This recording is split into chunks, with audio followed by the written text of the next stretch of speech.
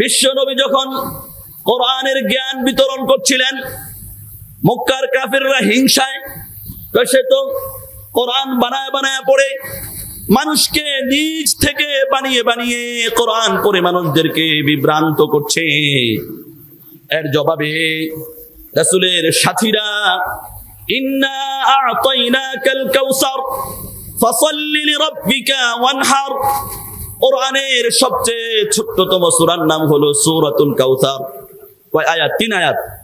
2টি আয়াত লিখে বাইতুল্লাহর সামনে এইভাবে লটকিয়ে দিয়েছে।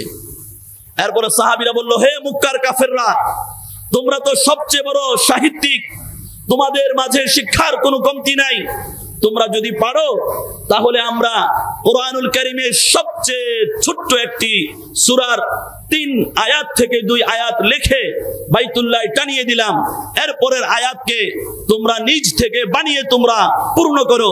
তবে খেয়াল রাখতে হবে সাহিত্যের মানের মধ্যে যেন কোনো ধরনের কমতি না হয়। কোরআনের মধ্যে যেরকম সাহিত্যকতা আছে, কোরআনের মধ্যে যেরকম আকর্ষণ রয়েছে, কোরআনের প্রতিটি বাক্যের মধ্যে যেরকম মান এবং কোরআনের বিন্যস্ততা, সব কিছুর প্রতি লক্ষ্য রেখে কিন্তু করতে হবে। এই দাবি যখন সাহাবায়ে কেরামরা করলেন, মক্কার সমস্ত কাফেররা বসলো, মনে করলে এটা কোনো ব্যাপার নেই, একেবারে ইজি একটা ব্যাপার। তখন তারা বসে পৃষ্ঠাকে পৃষ্ঠা লেখে, কলমকে কলম শেষ করে দেয়, কালিকে কালি শেষ করে দেয়, কিন্তু এই 2 আয়াতের সমকক্ষ কোনো আয়াতকে তারা লেখে তারা উপস্থাপন করতে পারে নাই। আবু জাহেল, উতবা, সাহেবা, মক্কার বড় বড় যারা লিডার ছিল, তারা বলল, এই বুঝি আমরা শেষ হয়ে গেলাম, আমাদের দাম্ভিকতা এই গরিব সাহাবীদের সামনে, আমাদের দাম্ভিকতা এই বুঝি শেষ হয়ে গেল।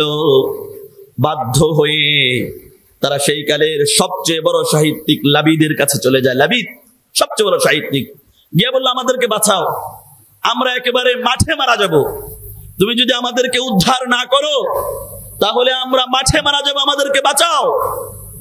কি হলো? এই তো হয়েছে। আচ্ছা ঠিক আছে, দাও তো দেখি।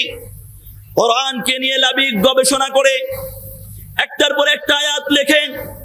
লাবিদ যেহেতু অনেক বড় একজন সাহিত্যিক, সে একটা আয়াত লেখে, মিলে না, মানের দিক দিয়ে মিলে না, এক দিক দিয়ে মিললে আরেক দিক দিয়ে মিলে না।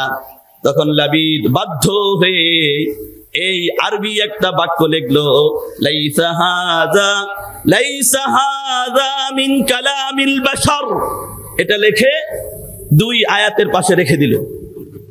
বাক্যের শেষ অংশ মিল হয়েছে, অন্ত মিল হয়েছে।